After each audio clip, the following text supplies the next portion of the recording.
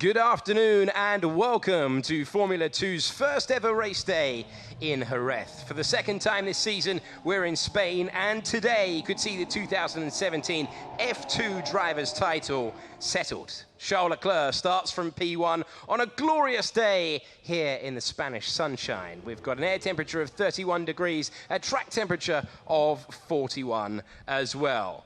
If Charles Leclerc is still in P1 in an hour's time, he'll become the first champion of the modern FIA Formula 2 era. So welcome to a potentially historic day here at round 10 of the 2017 season. I'm your commentator, Alex Jakes. Now, Leclerc's performance yesterday gives him an 8th pole this season. Truly sensational. No one managed that in the 12 seasons of GP2. Not Hamilton, not Rosberg, Van Dorn or Gasly. And in the first year of the new F2, he's setting a record we may never see broken. So here we have the grid for the feature race of round 10 here in Jerez. Charles Leclerc from a record 8th pole. Very impressive from him. Luca Giotto, the first time on the front row in 7 rounds, a extreme personal best. The best by far for Sergio Sette Camara. His best of the season, best in Formula 2. A lock-up at the final corner cost Ollie Rowland. He could have been on the front row. He goes from 4th. Artem Markelov needed a late lap to make it up from 12th to 5th place. Alexander Albon, it's his best qualifying since Austria. Nobuharu Matsushita is going from 7th place. He's in the top 10. For the 9th time in 10 races, Nick de Vries struggled to switch on the softer tyre and will go from 8th place. Nicholas Latifi, lower than he would like to be. That's his lowest performance in qualifying since Monaco. And Norman Nato in 10th said he extracted everything he could from the car. On debut, really impressive performance for the Campos debutant Alex Palou. He was very, very impressive in his first Formula 2 qualifying session. Then we have Louis Delatraz, Santino Ferrucci, Jordan King, Antonio Fuoco way behind his teammate. Disappointing session for him. Gustav Mallier from 16th on the grid. René Binder is the other driver change in for Roberto Merri. He goes for Rapax this afternoon. Nabil Jeffrey is 18th, Sean Galal 19th, and Ralph Boschung had a problem in practice. It restricted his running, and he couldn't catch up in qualifying. He goes from 20th. Alongside me today, a Formula 1 veteran and someone who's been looking on at this driver. As impressed as we all have, it's a very good afternoon to Guido van der Garde. Good afternoon. So, what are you expecting today? We've got a chance for Leclerc to clinch the championship. It's the first time we've had you in commentary this season. Tell us your impression of what we've seen from the young monogas driver. Well, I'm very, very impressed. I mean, I saw him, of course, last year racing in GP3. Of course, he did very, very well there. But this year, with 8 pole positions, a lot of race wins, and being absolutely the best driver of the whole season. Can't argue with that. Very fair assessment. And today could be the day for Charles Leclerc. Ollie Rowland saying before the race, pretty matter-of-factly, he needs to kick on and win and challenge for the win. That's what he's aiming for today. So will he be risking more on the opening lap? We see Artem Markelov, his teammate Luca Giotto in 2nd place, saying in the press conference he wasn't going to take any kind of crazy risks. But Charles is thinking of the championship. Luca has an outside bet, but says he's going to focus on race wins. Given what we saw, pretty frenetic opening lap for GP3 earlier, do you expect him to go maximum attack at the start of this race? I think so. He has nothing to lose. And obviously, he's doing very well the last few races, especially the last one in Italy. So I think, he will be aggressive with the start. It depends how his start is. But for sure, he can go for the win. And I think the whole thing about today is the tire management. Absolutely. We've got 2 sets, as we have at every single race. We have the soft and the medium. You can see that Nicholas Latifi is on the medium tyres. He's been forced onto the alternate strategy due to a disappointing qualifying performance by his standards this year. So he is on the alternate strategy. You can see Charles Leclerc on the soft tyres, and degradation, well, they're not really sure what we're going to get. Many have come for the only Formula 2 standalone event. You see Norman Nato's car in the middle of the pack, slightly skew whiff. We hope that he can get away, and we're waiting any moment now, 10 seconds, for the formation lap. Guido, you say about the tyres, you've raced this car before, back when this series was GP2. The issue with the tyres, certainly the soft tyres, is that the degradation around a circuit like this with high-speed corners can be pretty much instant. Yeah, I think they can do only 10 laps. The tires, they go away really, really fast. So the drivers need to manage it. Of course, the whole setup of the car, they need to manage it. But that's due to the team. So it will be interesting how quick they will start, how quick the first laps will be, and how long they can go on the soft. Yeah. And the funny fact also, you see Charles Leclerc has been driving the whole year already with a white helmet, and today somehow I think he has a new helmet. It's completely yellow. Have you any idea why that is? He's wearing his father's, of course he lost his father during the year, and he's wearing his father's racing colours. Ah, nice. From Formula 3. It's a lovely touch. It's a lovely tribute. He did have to change crash helmets yesterday because of an issue with radio communication, but that is why Charles has changed his helmet for today. Prema also in the battle for the team's championship. They are closing in. Prema on 299 points. The leading team, though, Russian Time, who have been super consistent, not only with Luca Giotto scoring points in 16 of the 18 races, but Russian Time have managed to get themselves to the top, to the points in every single race this year, and that is very impressive indeed for them. So a really interesting front four, I think, because you've got Leclerc, who will be determined, and we've seen what Leclerc does when he's determined to get something done. An amazing performance in Monaco springing to mind before, unfortunately for him, the car gave way. Similarly, after the disqualification in Budapest, a real statement drive in Spa, although he was later disqualified for a technical infringement. When he needs to get the job done, Charles seems to be able to find that next degree of focus. You can see the Drivers' Championship there. 222 points after that pole position. He needs an advantage, well, it depends on the driver that he needs an advantage of. 66 points, depending on where everyone is, will definitely give him the title. 65 could well be enough. It gets pretty confusing, but the easiest fact, the simple thing to know, that if he wins the race, he's champion. Yeah, so it's quite easy for him then, huh? Well, easier said than done. You've sat in one of these cars as you... It's not easy, and especially also last year when he was fighting also with Albon for the championship in GP3. Yes. He was also, I think it's a bit of different nervousness that you have in the race, because you can win the championship. It's something he knows to know how to do it. Yeah. But it's again a new thing, so we'll see how he performs today. It'll be interesting to start. I think that will be the key. It will be absolutely key. Everyone's been pinpointing it. Luca Giotto said he wasn't going to take any risks. Camera said it was there to be gained. It is going to be important. It's only a 350-meter run to the first turn. Nervous moments in the pit lane, and we look up to the four lights. They will come on together when they go out. We'll be underway in Jerez for a potentially crucial race in the championship. Green light at the back. Look to the top. Where are the lights? Here they are. Four lights on, and they're out with a great start for Leclerc. Exactly what he needed. Up into the lead and maintaining position. Ferrucci all over the road. The top four maintaining position, or is Albon going to try and go round the outside of Ollie Rowland? That's exactly what he didn't need. And an aggressive move puts Albon fourth. Leclerc converts his pole position into the lead. A dream start for him, and they're getting very close together there. It's Nicholas Latifi was getting close to Artem Markelov with Palou all over the road in the background. They're somehow making it through to the middle part of the lap. Here comes Delatraz, and it's Santino Ferrucci that they're very close by, but exactly what Leclerc needed. He leads the pack down the hill. Yeah, super start from Charles. I think it was... Oh, here comes Ollie Rowland. That is late. Is he going to be able to make it through? He forces Camera to open the door, and he takes third position. That is the attacking driving we expected from Ollie Rowland, who knows realistically if he can't get a result today, he's not going to be able to figure in this championship for much longer. Jordan King going on the offensive as we go into the final sector of the lap, trying to defend from Louis Delatraz. Yeah, mega job by Oliver. I think he did very well. The start was not so good. He lost, I think, 1 or 2 positions, and then he came back on turn 2 on the outside of Albon, and then the move now just in the hairpin to set the Camara. Sorry, it's yeah, good move, very good move.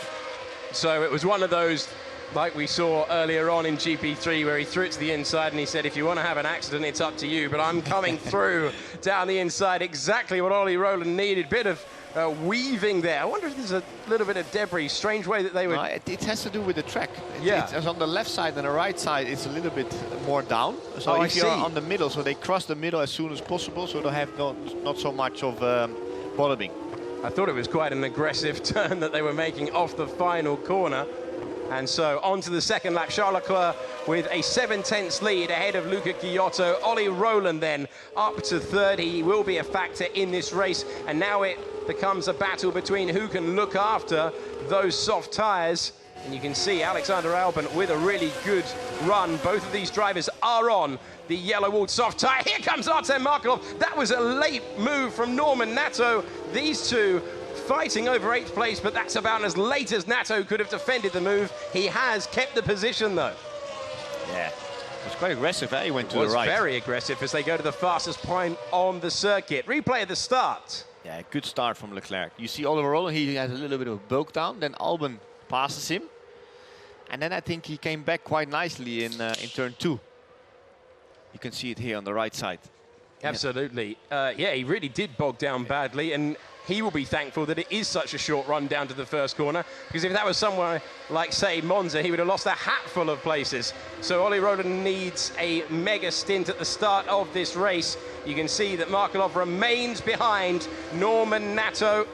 And so Markelov in 9th, Nato in 8th, De Vries leading the pair. You see that aggressive change of line as they come out of the final corner one more time. This is a great upsurge in performance for Alexander Albon. He's best qualifying for a really long time. His season, of course, he was the driver last year who was the runner-up to Charles Leclerc in GP3, but he broke his collarbone during the season, and that really interrupted that frantic month of July where there are so many races coming at the drivers. He hasn't really been a factor since then. He has one podium finish today. If he can clear camera, he can get himself into the mix for maybe his second career one. Charles Leclerc will be delighted with how the opening 3 laps of this race have gone. Car number 1, he's the fastest man on track as well. And on this lap, if you are within a second, you're going to be able to use DRS. That's important for the lower points, the battles between De Vries, Nato and Markelov.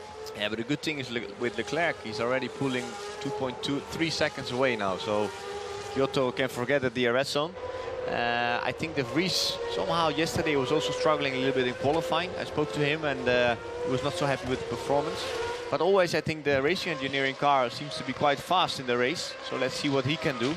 But the thing is here, it's very, very hard to overtake. It's a small track, DRS zones are not very, very long.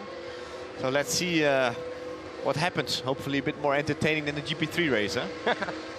Well, we certainly saw, it was interesting in terms of the championship battle, but we did see a lot of laps run in formation in GP3 earlier on. Albon continuing to track camera. 2 young drivers, of course. Camera started the season as the youngest driver in the field. And you can see Luca Giotto in second place now, coming under a little bit of pressure from Ollie Rowland, who last time around, super lap time for him, 2/10 faster than the man he's hunting down for second place. And Dams, another team who sort of survived their way through qualifying, don't quite have the extra pace, but in race trim you always know that they're going to be in the battle. Thinking about a move in the background there was Albon, but that is the problem with the length of the straight that you were talking about, not quite long enough.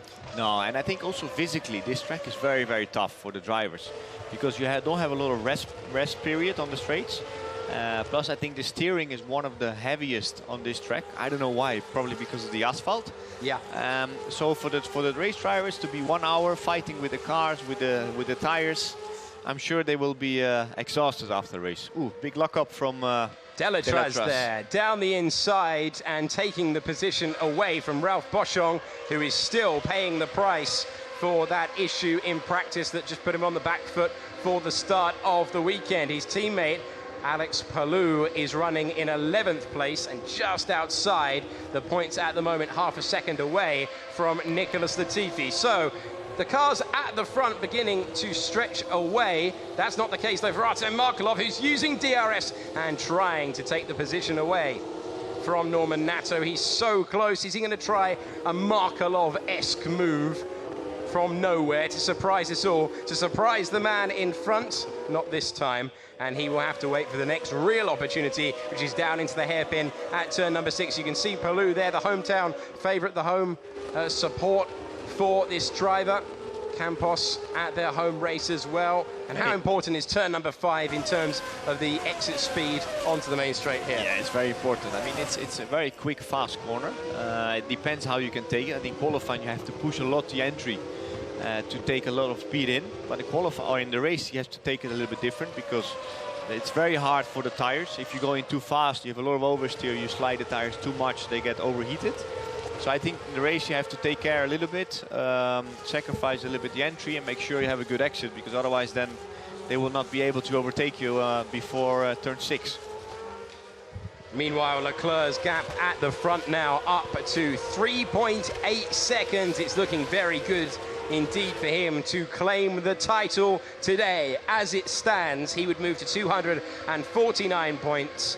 He's got, at the moment, the fastest lap as well. That would mean 2 extra points, and it would mean that he would be 75 clear with 65 points remaining.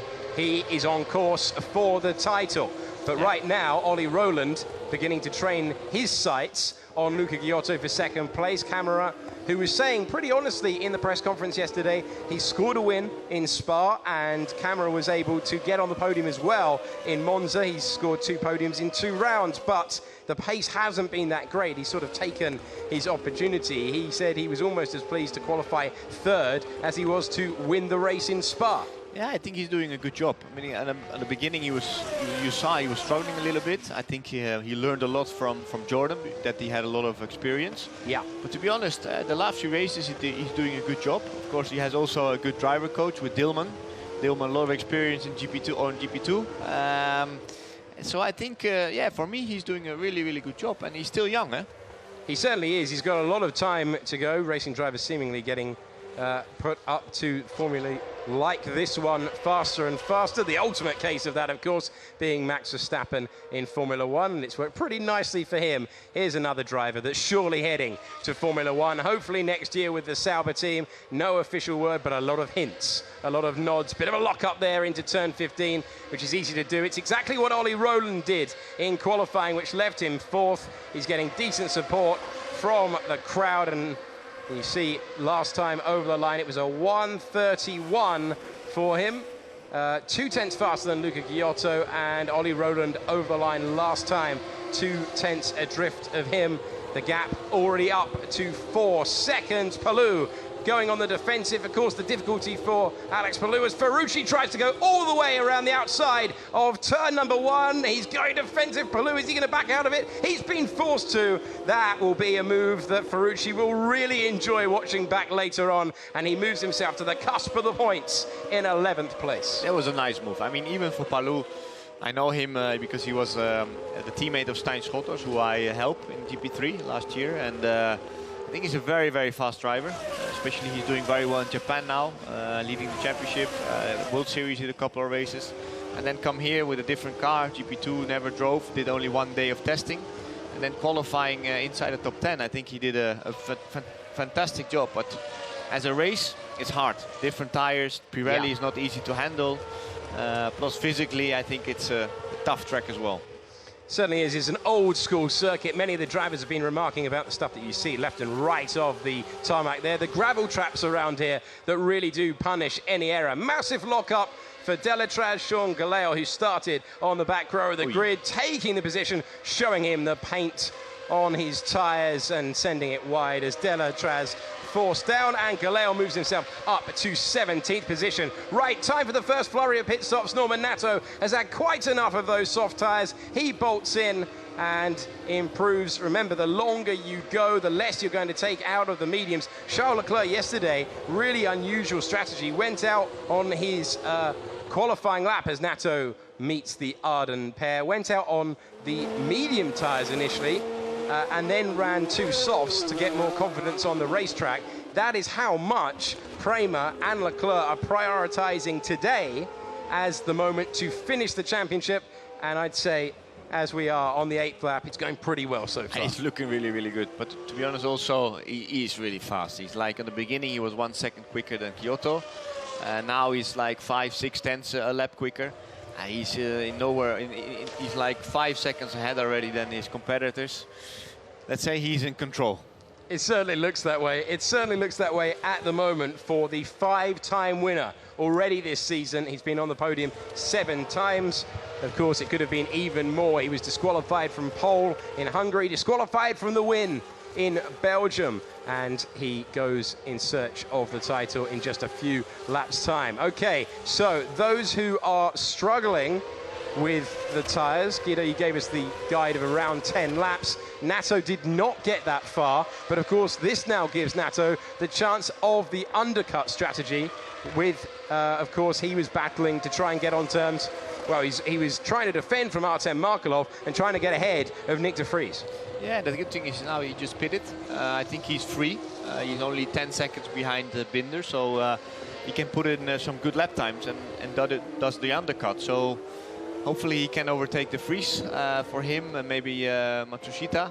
Let's see what comes out, but it can be also too early, because on the end, if you don't have tires left. Absolutely. And we have seen that happen many a time. Alex Palou taking his mandatory pit stop. He must use both tyre compounds in this race. It's a good opening stint for Ollie Rowland in terms of his reaction to a pretty poor start. He recovered well on that opening lap, and you can see he has seemingly got the better balance on the soft Pirelli tyres at the moment compared to Giotto, who just appears to be trying to squeeze the last life out of them. And you can see it's very heavily worn on the inside there of the front left. And Rowland he'll have a sight of that, and he will be very, very cheered by what he's seeing. What he won't be pleased about is how far up the road we, of course, have our race leader. Yeah, you see Giotto fighting already a lot. He's struggling with the tires now. Rowland seems to be quite good with the tires. The car's not moving around so much. And yeah, I mean, Leclerc is already 6.3 seconds away. And in control, he's doing 31 zeros. The other two are doing 32s, 32-0. Yeah, it's even slower. I think Giotto is struggling a lot with the tires at the moment. He really is. More drivers into the pit lane, including Alexander Albon from 6th place, Nick de Vries from 7th. We had DRS temporarily disabled there. It has now been enabled, and that is so important when you're on your outlap, and this is where they go to work. About 28 seconds for the pit stop. Only one man to a wheel. Right now, with a great chance, Giotto knows it. Giotto versus Rowland, down into turn number 6 with the use of DRS, but that straight continues not to be long enough, and he has to wait and look at the gearbox. Really poor exit speed. He's struggling so much under traction there, and that gives Ollie Rowland a chance. Without DRS, can he pull a move? There's nowhere really in this final section of the lap, apart from the chicane, where you can try it, and you've got to have a real desire to take the place away. Does he need to risk that, given that surely he could stay out one lap later? He just is surely going to do the opposite of what Giotto does if Giotto pulls into the pit lane or carries on. Yeah, I mean, it's so hard to overtake here. You only have the straights. I mean, these last parts, they have corners after corners after corners. And if you're too close to the car in front, and you lose out too much, and you lose the downforce, and then you're not able to overtake him. You see, even here, there's DRS. But still, I think, well, he might be able to do it because he's quite close now. Getting ever closer. Is he going to try and lunge? He is down the inside. Ollie Rowland looking to take second position away.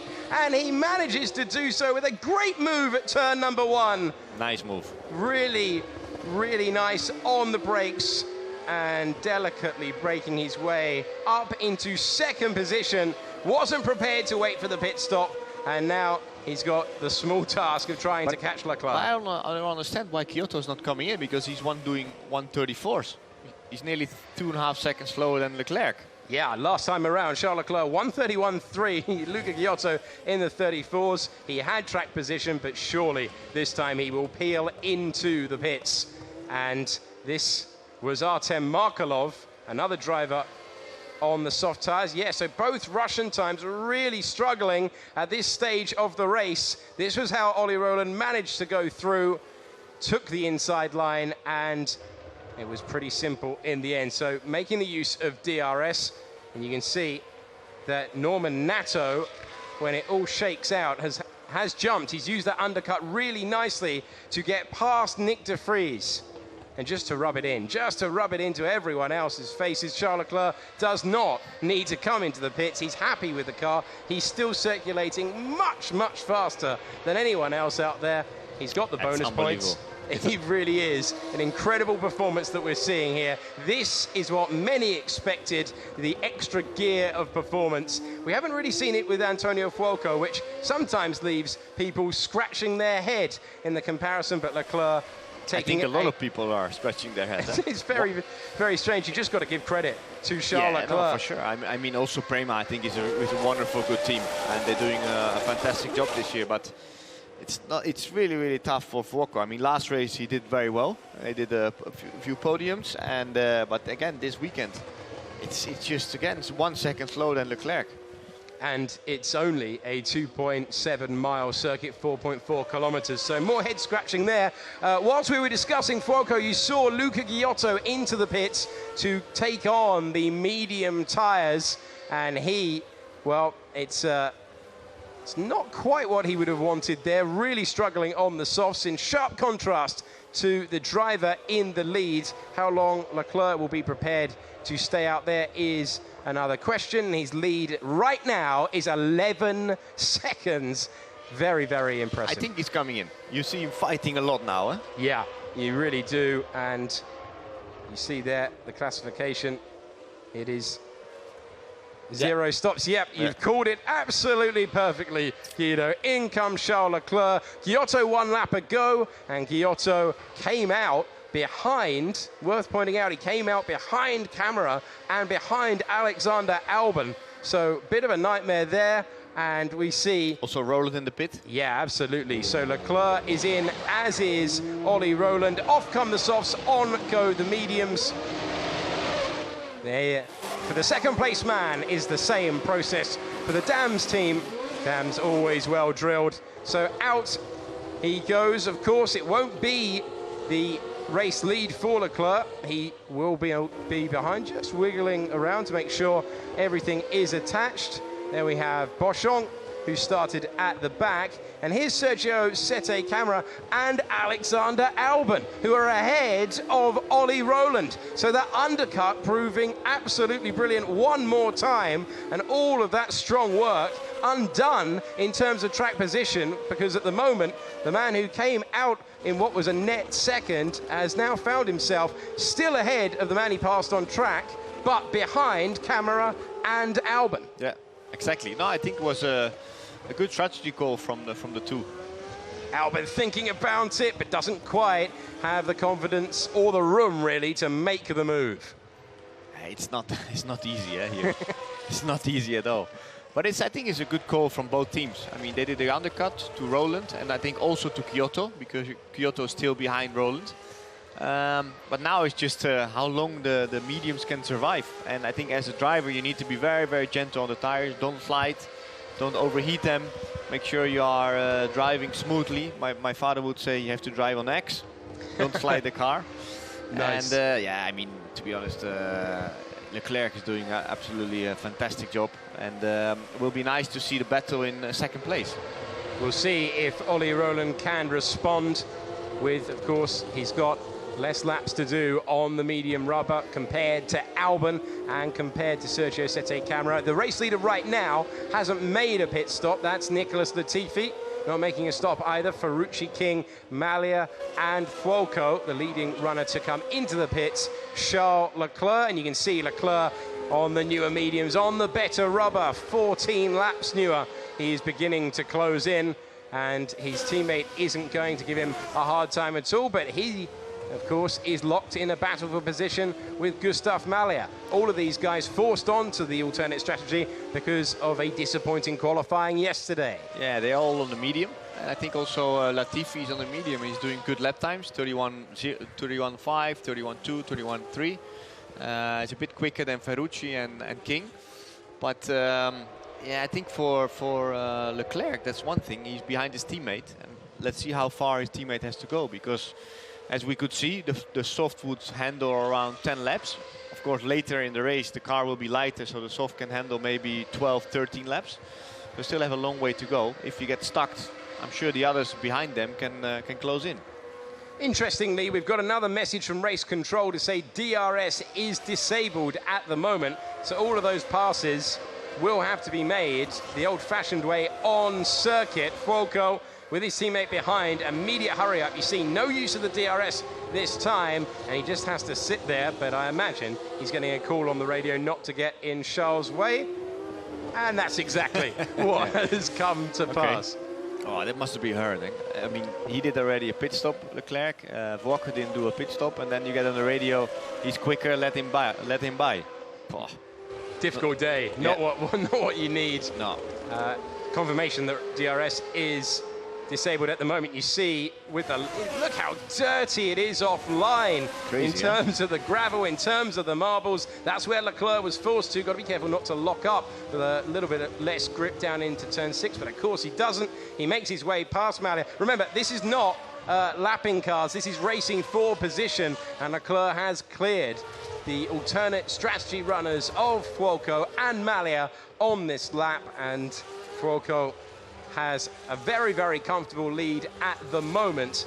He will be delighted with that. Personal best being set by Ferrucci, as well as Antonio Fuoco out there trying to eke the last out of that rubber. And Fuoco will attempt to close in on the car he was focusing on before he had to make way for his teammate. You see the difference between the tires. I mean, if you have the newer tires or the difference between 15 old laps tires. I mean, Leclerc passing them is 1.5 seconds quicker. It's quite a big difference. Here's Ollie Rowland down the inside of Alexander Albon with those tyres slightly fresher. Remember, he was ahead of him before the pit stops, and it didn't matter. He didn't need DRS. Ollie Rowland getting past Alexander Albon, and he now faces the challenge of doing the same thing in a few laps' time to Sergio Sette Camara. His teammate is Jordan King, and King is continuing on the alternate strategy. He's the next car up ahead for Charles Leclerc. Yeah, so Roland has to do a little bit of catch-up. It was a good move on Albon. So far, he's one of the only ones who has been passing. Here comes Antonio Fuoco.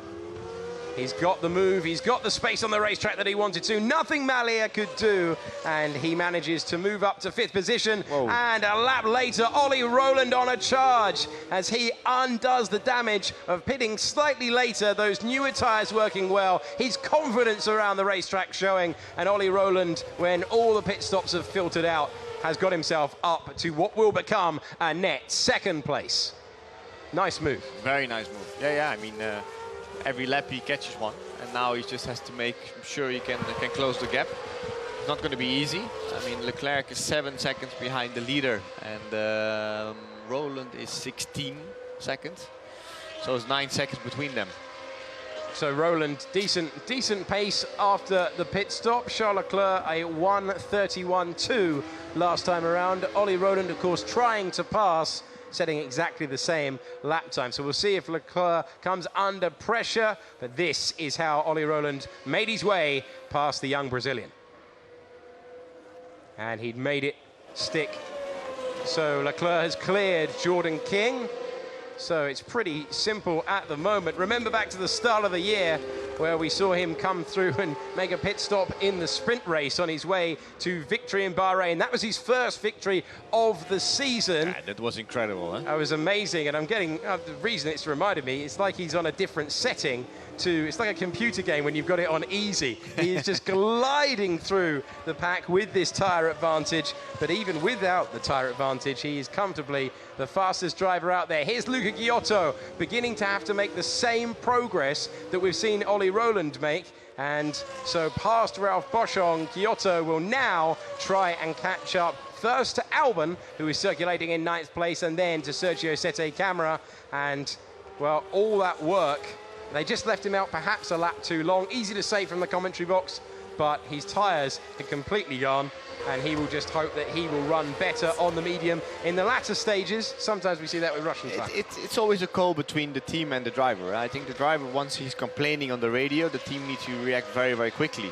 But if it's one lap too late, you lose so much seconds, and you see that he lost a lot of ground to the others. Absolutely. Coming on then, Nicholas Latifi is the race leader, having not stopped.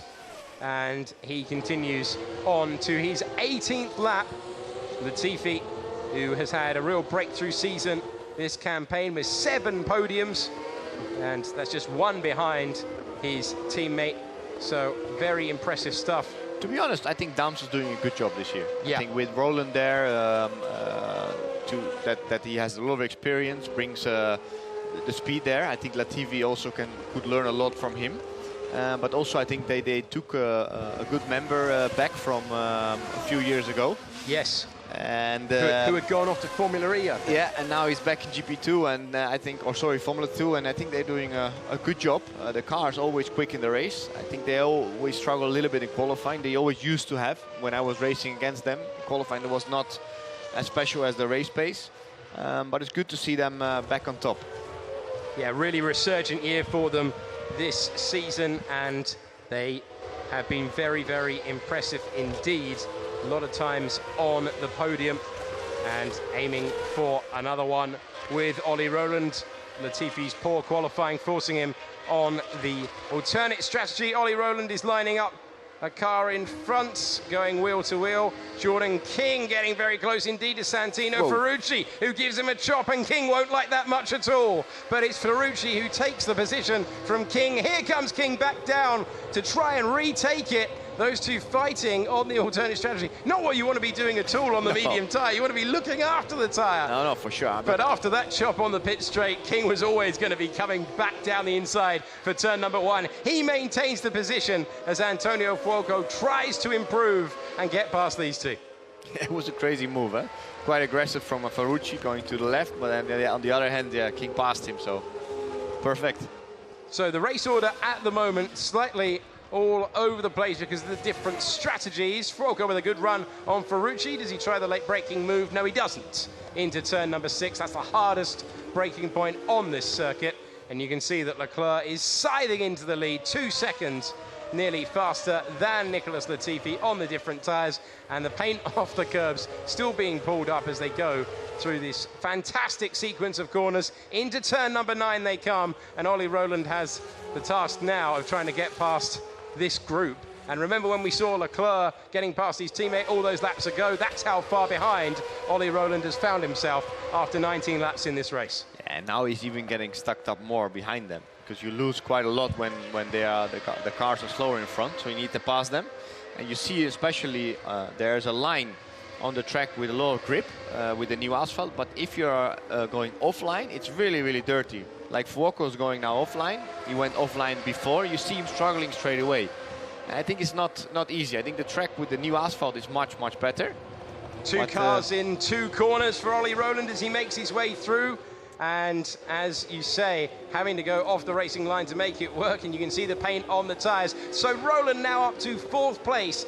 Fuoco in 6th, Ferrucci in 5th. Going to get very tight between these two in a moment, but Ollie Rowland making the progress that he needs to not lose too much time to Giotto, who he is racing realistically for the podium. Not only Giotto, of course, Camara and Albon as well. Good run out of turn number 5 for Antonio Fuoco, and I don't think Ferrucci's even going to fight it. Knows he can't shut the door that late. Tries to switch back, but that's the move completed for the young Italian driver. He moves up now into 4th place. This is how Ollie Rowland... Well, they didn't even fight it, did they? Didn't even fight it when they saw it. Just opened the door. Well, he saw it was him. He knew there was no point. Actually, fairly intelligent driving from the guys on the alternate strategy. No point in going on to a track that is so dirty offline.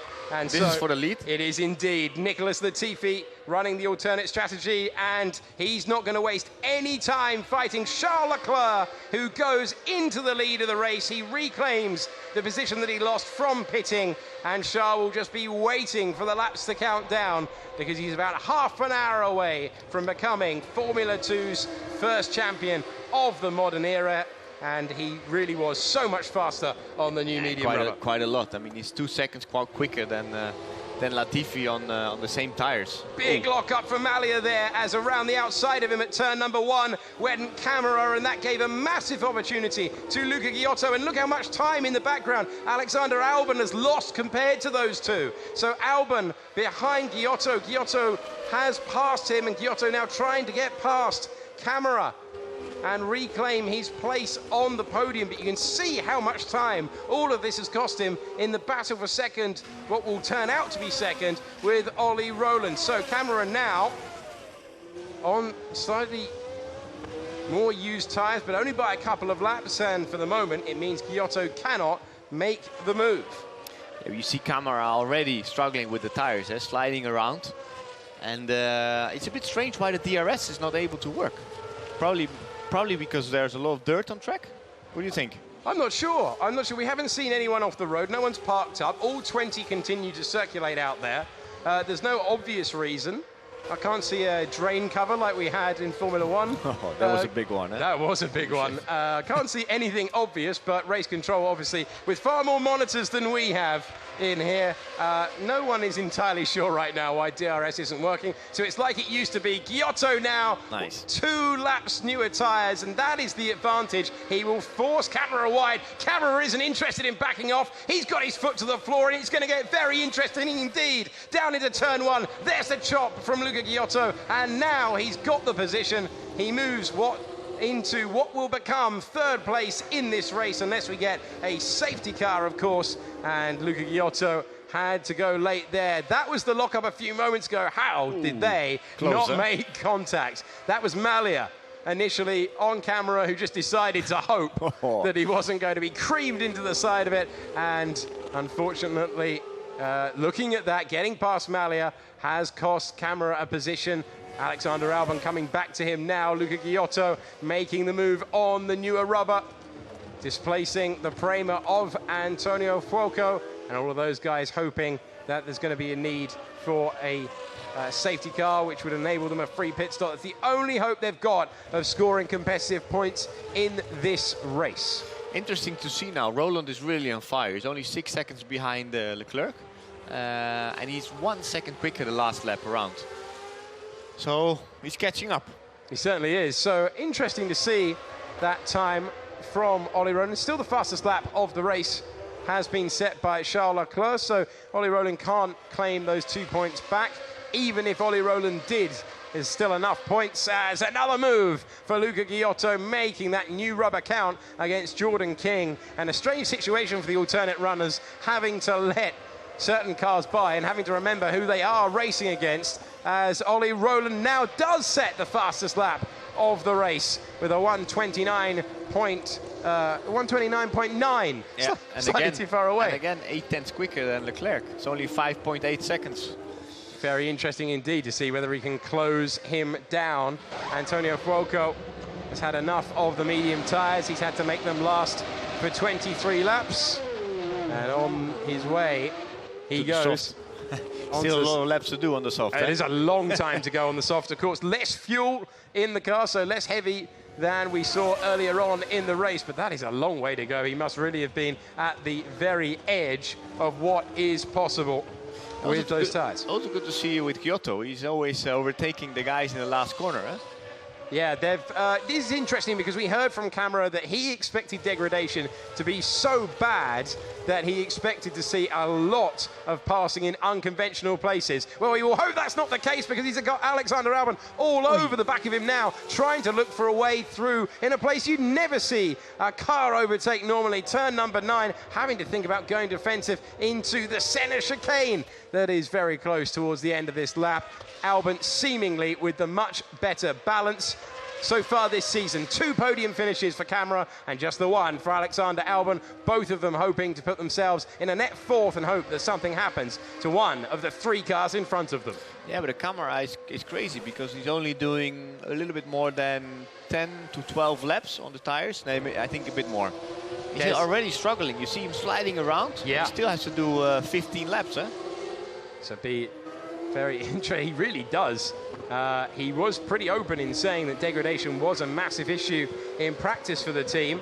So it's really tough. And Albon, surely it looks like when and not if at the moment. Can he use it this time around? Got to clear King on the far older tyres. And then he can get back to his private battle between Camara, who has a little look in the wing mirrors. So he will pass him. Yes. He's going to try it. There we are. King knows not to defend, and it's a improvement in position up to 5th place for Alexander Albon. Yeah, good move. I think he's doing a good job, especially what you were telling before with the broken collarbone he had, no? Yeah. I think it's tough when you have that in the middle of the season. You know, you cannot race for a couple of races, you have to recover, and then after, when you're nearly recovered, you think you can go back in the car. You don't feel the same, especially you start to struggle because the steering on those cars are very tough, very hard to handle. Especially last year, you know, he was battling with Leclerc for the championship in GP3, and this year he's unable to catch him. It's a strange one. In different teams, of course, that can make a massive difference. The people that you're working with, the engineering, we know the prowess of the staff that they have at Prema. Certainly Guillaume Capito, very impressive engineer who used to be part of the all-conquering ART team and switched over to Prema. He has been a massive part of their success. Now Leclerc has received the hurry-up over the radio. We're not getting team radio this weekend, which is a shame, but he's definitely been told, because his lap times, now that he's got Roland catching him, have plummeted. He's now got himself into the 130s, and last time around he was much faster, as we see Gustave Malia battling now Louis Delatraz. And Louis Delatraz, his old teammate, no? Yes. Yeah, not the easiest time of things for Louis Delatraz. He seems much happier in the Rapax team, so these two will know their driving styles well. As we check in with Ollie Rowland, circulating now in 2nd position, and he is trying to take the fight, but last time around he's 6 seconds adrift of the race leader, Charles Leclerc. He does have that fastest lap and the 2 extra points, but as it stands, it's still not enough. The updated standings with those points as it stands, we have Charles Leclerc on 247 points, Ollie Rowland on 179, a difference of 68. And so even with those 20 points that he's currently on to score, it's not enough for Ollie Rowland. Here's Artem Markelov battling past and going through in a battle against the Arden of Sean Galel. So that is a move that he's making through the field. Markelov in 11th, not scoring points. And so... And again, Leclerc quicker now than Roland. I think Roland reacted. He did. Once he was free, he said, okay, now I'm going to try to catch you up. And then probably Leclerc cut on the radio, man, you have to hurry up a bit, show what you can do.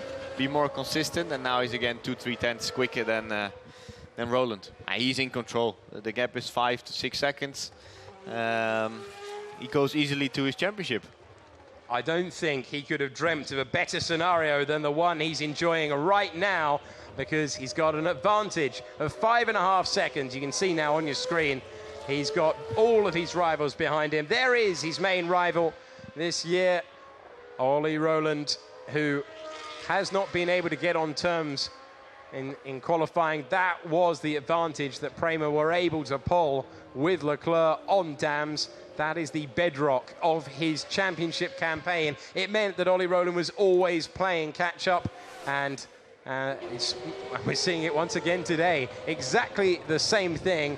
Lap 27 then of the 39, and here's a move from Santino Ferrucci. Now on the softer tyre, he too goes past Leclerc, slightly deep into, not into Leclerc, Galel I should say. Slightly deep there. Latifi is on the soft tyre as well, getting past Palou into turn number 6, and Latifi is in the points, having run that alternate strategy. So Latifi going very nicely. Be interesting to see if he can extract some more pace later on and go for fastest lap. I think now will be interesting to see what's going to happen with the tires, because there's still 12 laps to go. You see already Camara on the lap time struggling. You see Albon already struggling. They're 2-3 seconds slower than Roland and Leclerc. So it will be interesting to see the last 12 laps. It always is in Formula 2. Yeah. It always is. Seems to shake out. We've seen racing to the line, of course, memorably with Ollie Rowland and Artem Markelov in Belgium, where I got a wee bit overexcited and came very close to breaking the microphone, I'm told by the sound engineers. So we've seen some really entertaining stuff so far this season, but Markelov not the main competitor for Ollie Rowland today. That is the driver you're looking at right now, Luca Giotto, who looks set for another podium. He was hoping for a little bit more. At the moment, he's on course for his 7th of the season.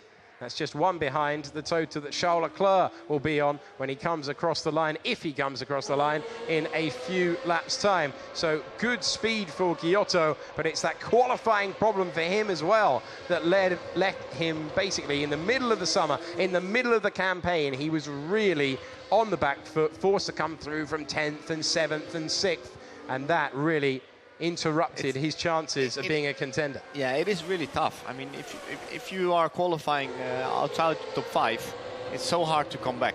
Yeah. If you come back, you have to ask more from the tires. You always have to fight. You're sliding the tires much more, so it's not easy. And I think, you know, when you are more around top 3, life makes you make life much more easier. Like Leclerc, I mean, with 8 pole positions he did.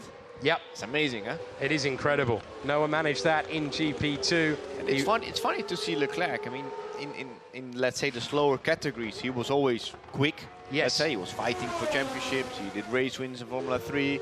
Last year he won the championship in GP3. But it looks like with the guy, it's like the quicker cars he goes, the quicker he goes. Which is always a good sign. It's always a good sign, especially when you are up to do Formula 1 next year. Huh? Absolutely. Sauber will be rubbing their hands together. And he did a free practice in Malaysia. He did. And straight away he was quicker than one of the 2 drivers there, no? It's the speed that he's unlocked. It's a really good point that you make, that certain driving styles seem to respond to cars with more grip and more downforce.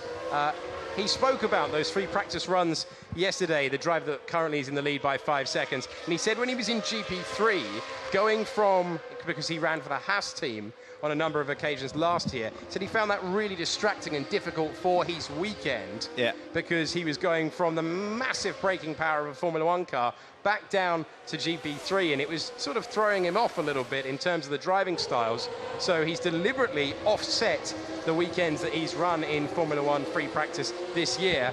That's been much better for him, and you could tell that he was always a little bit on the back foot. Even the races he did well, he was always a little bit on the back foot when he had to take part in qualifying, in practice for Formula 1. Now, Nicholas Latifi has a great run and a great chance now. Remember, De Vries, who started this race on the soft tyre, on what you would call the traditional strategy in Formula 2, coming under massive pressure from Latifi in the dams without the use of DRS, so it's even harder for the Canadian driver, but I don't think De Vries is going to be able to defend. He's going to try and hang it around the outside. Matsushita ahead as well, and it's a position improved.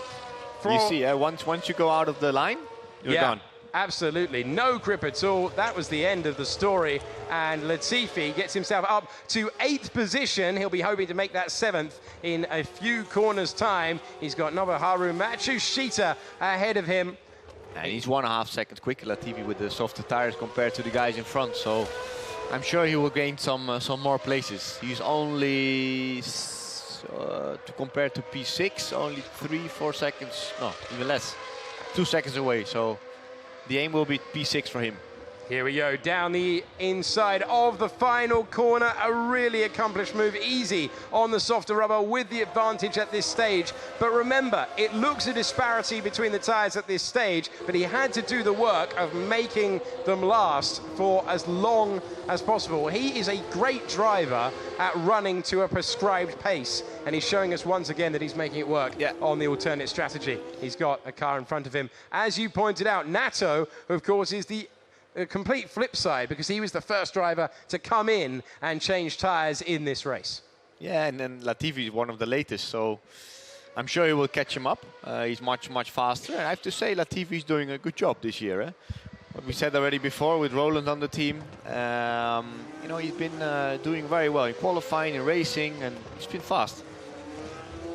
Looking at the times, if he continues on this pace, and of course the soft tyre does degrade, he may well be able to get into the battle for 5th and fourth with Camera and Albon. So could be a really strong recovery drive from ninth on the grid. We'll see how that works out. Very close indeed. Thought there was going to be contact there between Malia and Matsushita, who seems to have no grip at all at the moment. How much is he struggling as they go into the center chicane? Artem Markelov able to clear Malia, yes, and he's been able to get past. And Markelov now taking the fight to Matsushita in the final corner.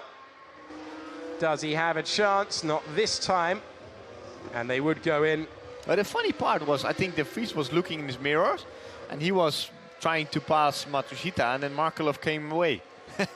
Really strange. Very, very odd as they come over the line, and Matsushita just about able to defend.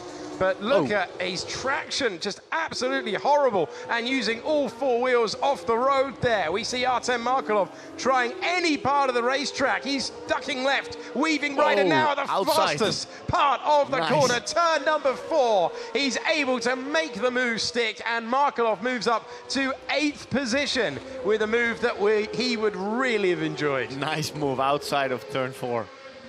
Great. And Matsushita really struggling desperately at the moment.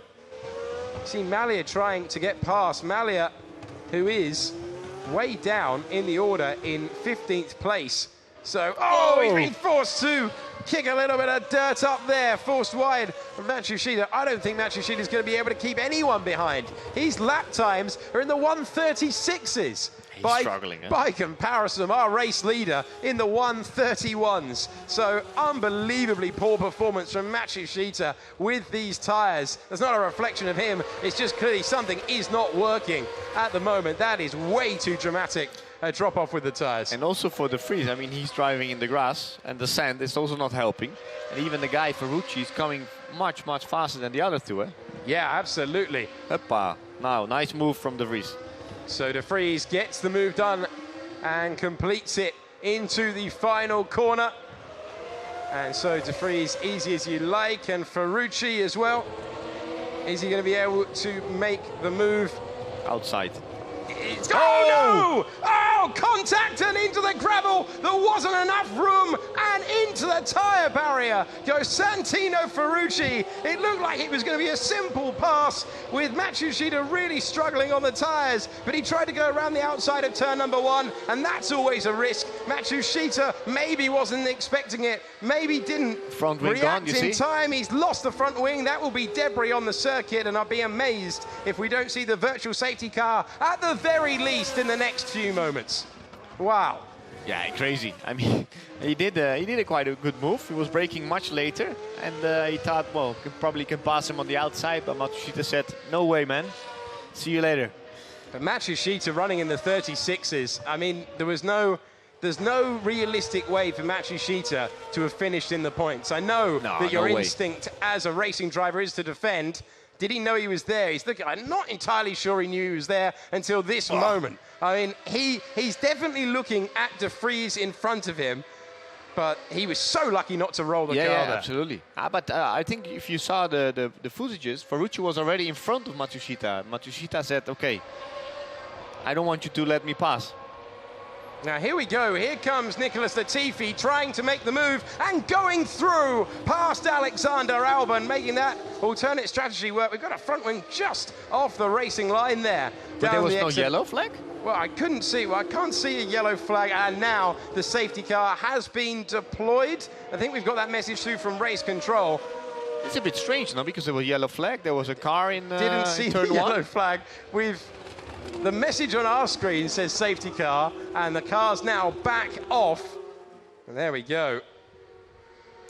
Can be interesting for the last few laps, especially with Latifi having good tires. Absolutely. Nicholas Latifi on the softs. He will be delighted by this message. This is what the alternate runners needed. Look. This was the move he made down the inside of Alexander Albon. Were there any yellow flags at that moment? I don't think so. Strange, no? Very odd, considering that is the reason that we then went behind the safety car. I mean, if there was no yellow flags, then you can pass, so no issue. But it's a bit strange because there's a car in the gravel. Very odd indeed. So the tyres being changed. I wonder if Well, I don't wonder. I suspect we'll see a penalty for tomorrow's grid for Matsushita, or perhaps just a time penalty in this race. So the safety car is deployed, and Palou allowed to go past. Galeo will have to sit there for the moment. And there is, crucially, a car between our race leader, Charles Leclerc, who is on for the title at the moment. Can Ollie Rowland turn it around here? Ollie Rowland, who has the points for fastest lap at the moment. And, well, real disappointment for Ferrucci, because he'd started in 13th position. He was going to make his way to the points. He seemed to be pretty confident on those tyres, but he exits the race at turn number 1. And a real disappointment for him. In comes King as well for a new set of tyres. So those who are out of the points just going to roll the dice now. But who did the late pit stop? Latifi? Yep. Markelov as well? Yeah, Markelov. Fuoco? So they all still have good tyres. So it could be very interesting to see them come through, and the difference in the lap time between them.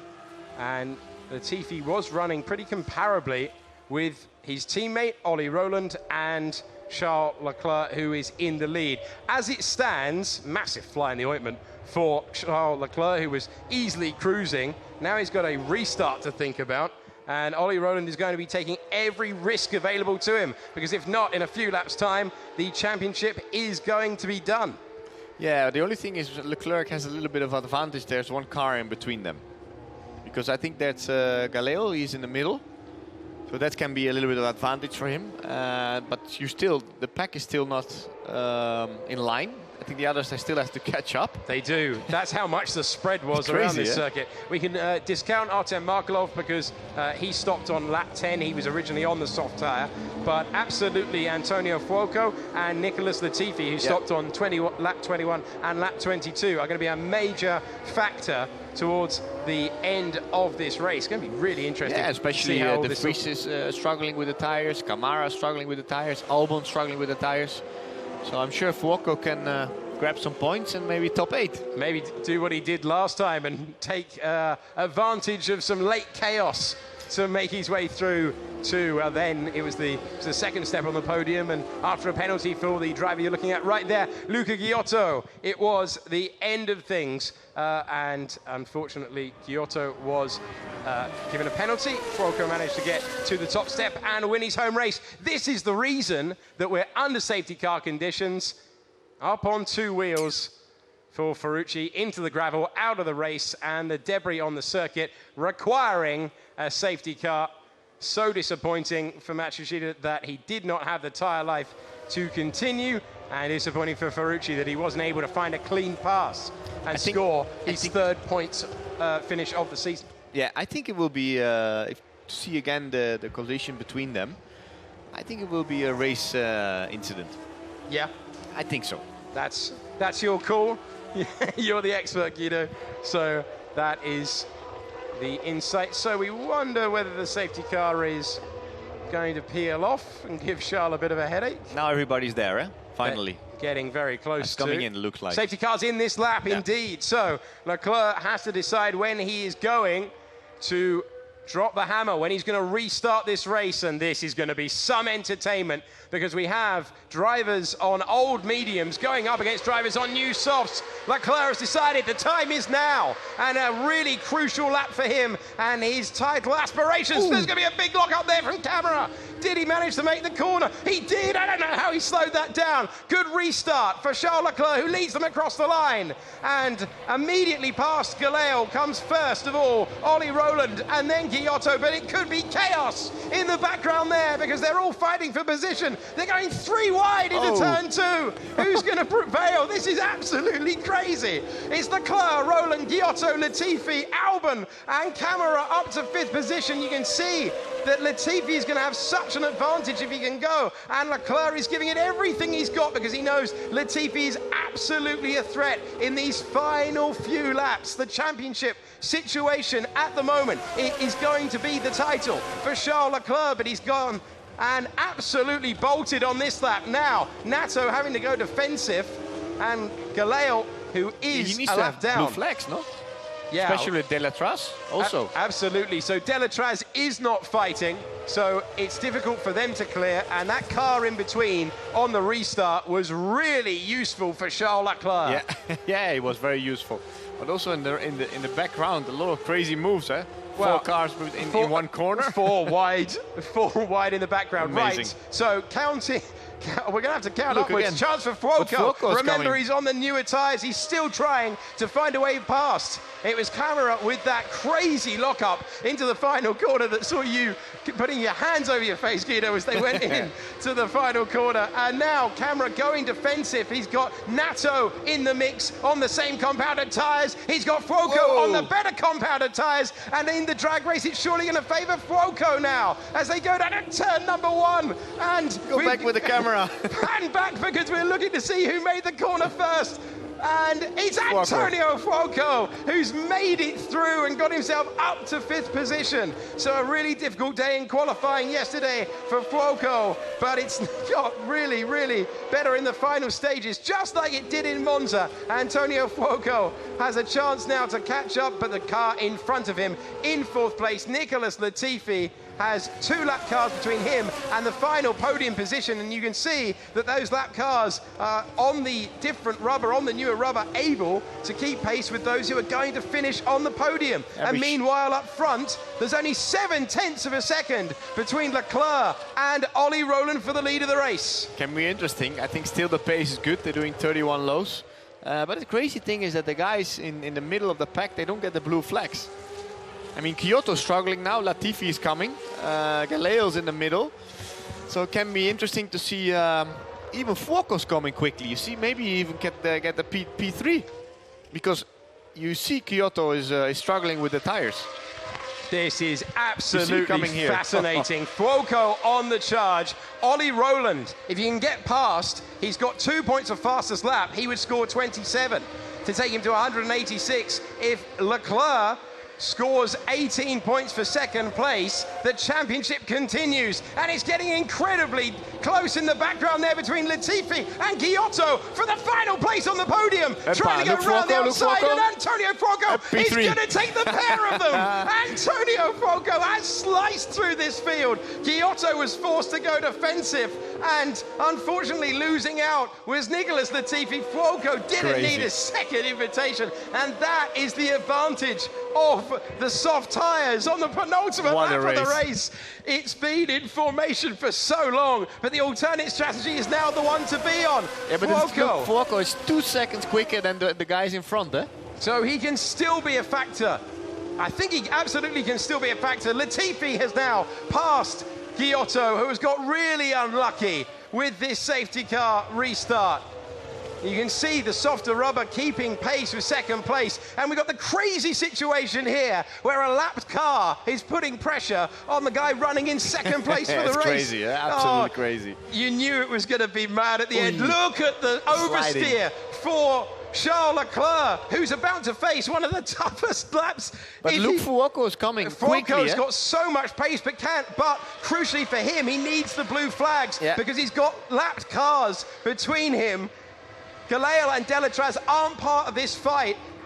Can he clear it? Charles Leclerc has 1 lap to stay in position and become the champion, but can he stay in position? Because we've got a mad situation. Ollie Rowland says, get out of the way, and does. Fuoco risk it into turn number 1, trying to go past. Fuoco surely, well, it's every man for himself. Oh, it's getting so close. Leclerc has nearly run out of tyres. But why Galeo's not moving? He's not moving out of the way. He's not got the blue flags. He should be jumping out of the way. A reminder that Sean Galeo is 17th. How much has this changed? We're on the final lap, and it's barely believable. We saw a crazy finish here. Oh, Leclerc, well, he's entitled to do it, but Ollie Rowland says stay back, and Leclerc has had to go deep. Can he get it slowed down? Ollie Rowland knows that if he can pass Leclerc, he can extend the championship. Oh, it's so... And Latifi is also coming back. This is crazy. At the moment, car number 9, Ollie Rowland, has the fastest lap. Latifi coming back in the battle for the podium, and Leclerc is so close to the title, but his teammate, he's battling for 3rd place. Both of these guys are on the same compounded tyres. Delatraz and Galeal are going to have to explain what on earth has happened here. Exactly. We're at the centre chicane. There's been no blue flags between the two. Does Ollie Rowland risk it? Can Ollie Rowland risk it? It's all about the exit. Going into the final corner of the last lap. I don't think he's going to be able to do it. He was defending from Delatraz, a lapped car. Absolutely crazy, this so is P3. close. Look, But we focus on the contact as they go over the line. But taking the checkered flag. And the championship is Charles Leclerc in one of the craziest finishes you will ever see. Charles Leclerc is the first champion of Formula 2's modern era in the most dramatic finish you will ever see. It was a coast for such a long time, but he delivered at the end. Leclerc, Rowland, Fuoco is the podium. Latifi wasn't able to improve. Markelov got himself ahead of his teammate. Jordan King's late stop paid off to get up to 6th. Alex Palou scored points on debut. Oh, absolutely, my word. what a crazy race. That is crazy for so long, and we've seen many skills from Charles Leclerc this year, but keeping cool under pressure was one that he had to exhibit there. Hardly any rear tyres left, but he made it work. He is the champion of Formula 2 in a crazy finish. No, he did fantastic. Great job. Fantastic race. Was good fun to see. I have to go because I have to do the podium ceremony. You've got to go and ask them questions. Yes, okay. I will do. All right, good to see you. Thank you so much for your insight, Guido. What a great race, won by Charles Leclerc, the champion of Formula 2. Ollie Rowland, great effort from him. He will be very unhappy with what he saw from Delatraz, a lap car. Antonio Fuoco sliced through at the end there to take third. Nicholas Latifi, alternate strategy was looking good, but he got blocked, didn't he? Trying to get past Giotto, and that enabled him to get to fourth. Fifth was Artem Markelov. Sixth was Jordan King.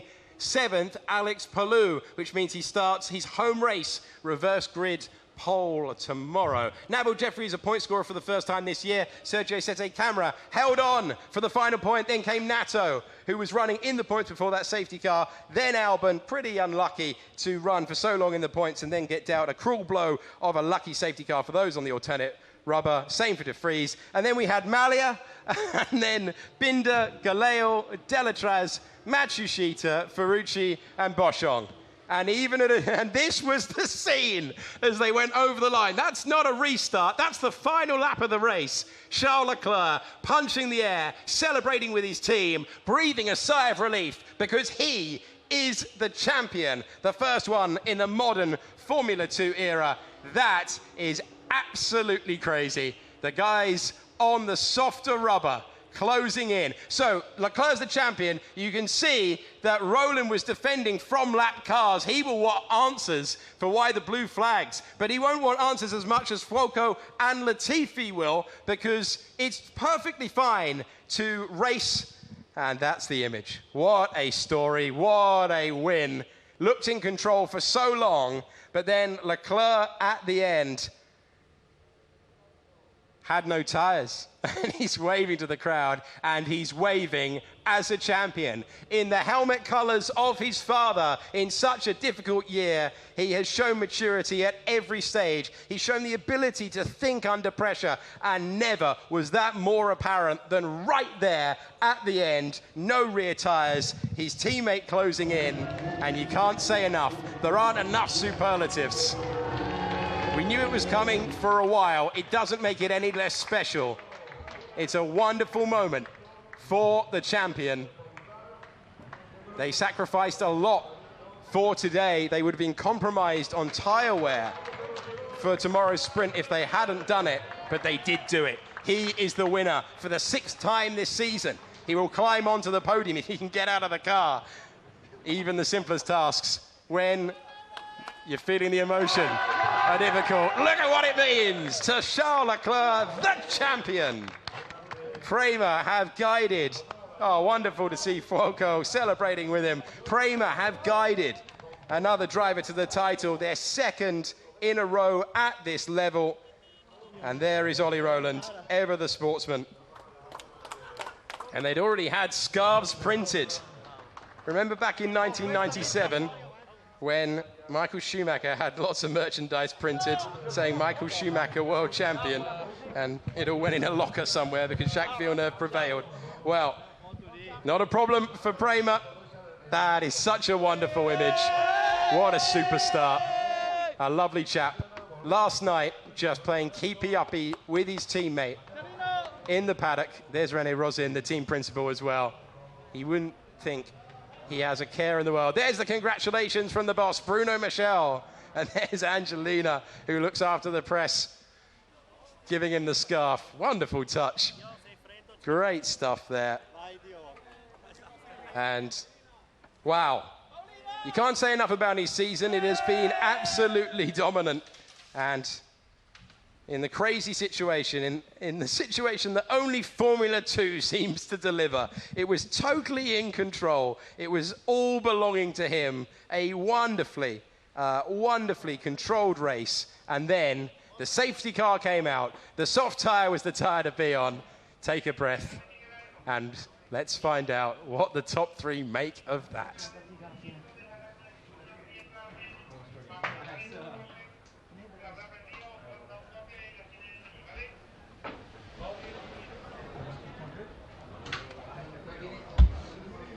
Well done, man. Congrats. Thank you very much. Well done, mate.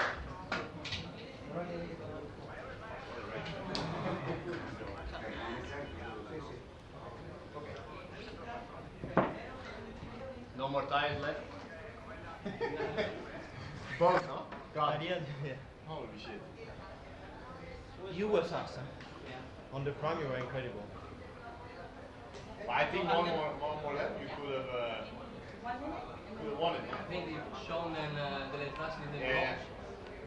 They were in the way. Yeah, but come on, what are they doing? It's trying to Yeah, get in the last I know. one. Yeah, in the last one. I think they crossed me like crazy. If you're going to attempt to pass me, then pass me. Don't like go like this. It's a very interesting driver's debrief. Oh, we'll go back to the...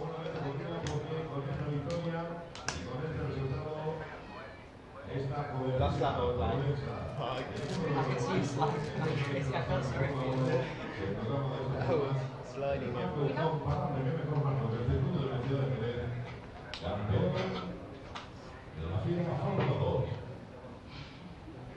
Go there.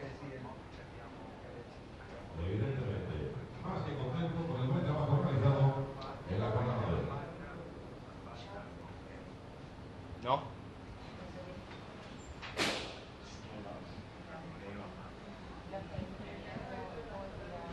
The safety car was too fast. Too fast? It was too slow for you? For me, it was too slow. Oh, for me, it was so slow. Maybe we were waiting for you. Because you were just going so slow, wasn't it? Yeah, but like... And his lights, I couldn't see them. Could you? Like the sun, I couldn't quite see them. But they usually put together. They usually put together. I'm not sure if they do it. Maybe it's impossible.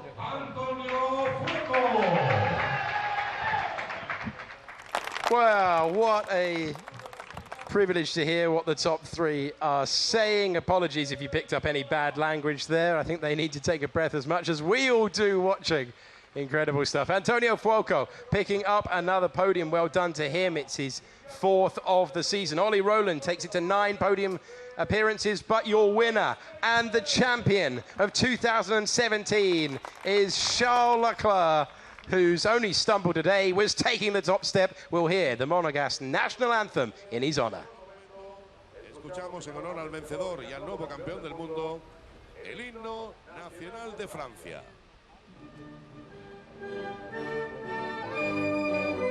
Oh no. Oh, guys.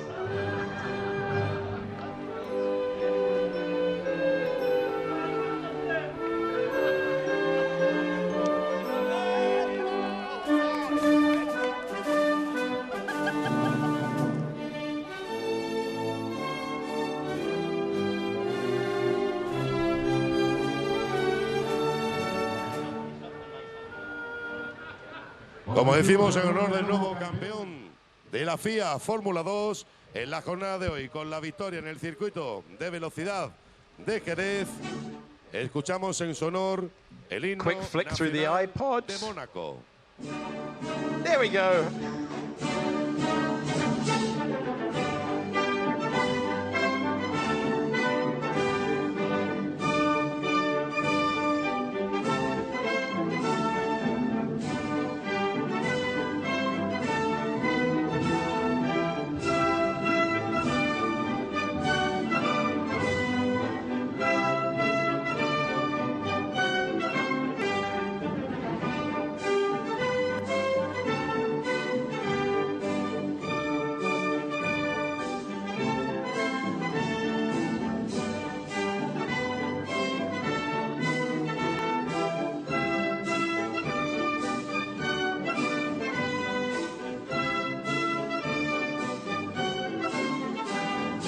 Fuerte el aplauso para él, para los We got there at the end, the Monaco national anthem for the winner and the champion, Charles Leclerc, who wasn't very pleased indeed, as you can understand, to hear the French national anthem. It's time to get on with the trophy presentations. His 6th win of the season, and surely his most special. The one that makes him champion with no rear tyres at the end. Absolutely crazy times over the line. Only 2.6 seconds separated the top 5. And remember, there were 2 cars who were lapped in the mix as well. Ollie Rowland deservedly with that 2nd place. He drove a great stint on the prime tyre, on the medium tyre. Fuoco at the end as well. What an opportunistic move. Had the better rubber, but you've got to make the clean passes. And it was he who displaced the also very, very impressive Nicholas Latifi. So Fuoco steaming through the field to go from 15th to 3rd right at the end. And it's the champagne now for the top 3, and a very happy 2017 champion Charles Leclerc was made to sweat for it. But as we've seen time and time again this year, when it came to it, he delivered, and how he did. Magnificent stuff. We've dispatched Guido up to the podium to hear the thoughts of the top 3. Para conocer las opiniones de los protagonistas. Guido, todo tuyo. Hola, ¿cómo estás? Nobody answering. All right, man. Congratulations. What a race. Come down here, please. Tell me your thoughts about the race. My what? About the race, what can you tell us? It was a good race, but unfortunately with the safety car, it was not easy, no, on the end. No, it definitely was not easy. Yeah, I struggled quite a lot on prime tires. Somehow we need to analyze that and check for tomorrow to be better on that matter. Oliver looked to have a bit more pace than me on prime. I think on option, the pace we had was really, really good. But yeah, at the end, the things that counts now is the championship. I'm more than happy to have won it. Yeah, so everything feels amazing now. Well done, man, well done. Oliver, what happened on the start? Yeah, obviously I had a little bit of a bad start, and then I got passed by, I think, Albon or Matsushita, but I managed to get him back, and then Sete Kamara. That was key, because if I didn't get past him, then I'd get stuck, and we knew that before the race. Then with Giotto, obviously, in the pit stop, I was a bit worried to wait one more lap, and we waited one more lap, and then I got passed by Sete Kamara and Albon, so I was a little bit annoyed, but I managed to pass them quickly, and the pace was extremely good. Definitely better on prime than option, a bit the opposite to Prema. Something that we need to analyse, but no, I'm extremely happy, and big well done to Charles. You know, he's had a fantastic season. I mean, he's done a great job. He never really put a foot wrong, so yeah, big congrats to him and Prema. Well done, well done. Antonio, hard weekend, no? Yesterday in qualifying was not easy, but the race today was, I think, had a lot of fun, no? Yeah, yesterday in the qualifying was very difficult to find the pace, but yeah, today was, I think, an amazing race. I think on the last 5-6 lap I enjoyed quite a lot, and the car was very good at the end. I just lost sometimes with Galel and the Letras. And yeah, I think I can win this race, but yeah, I'm happy for my podium, I'm happy for the team, I'm happy for Charles because he won the championship, so now we need to keep working and try to push also for tomorrow. Well done, Mevan. Charles, one more question, then you're done. Did you thought it would be so easy this year to win the championship already one race before the end? It has not been easy at all. I think we have had very good result. I think the performance was amazing all year. We have had some ups and downs. I think the last 3 weekends before this one, we didn't score many points, so it was definitely not easy. But yeah, at the end we have had an amazing year. I think it's a result of lots of work, and obviously Prema gave me an amazing car all year long, which helped me to win the championship, and I'm really grateful to have done the choice to come with them this year. I obviously need to thank them also. Up to Formula 1. Hopefully. All right. Thank you. See you guys. Well, thank you very much to Guido van der Garde for providing his insight in commentary and interviewing the top 3. Charles Leclerc is your champion, but we have another round to bring to you tomorrow. So join us tomorrow to see how Charles Leclerc, the 2017 F2 champion, gets on when Formula 2 returns. Sky Sports F1. Feel it all.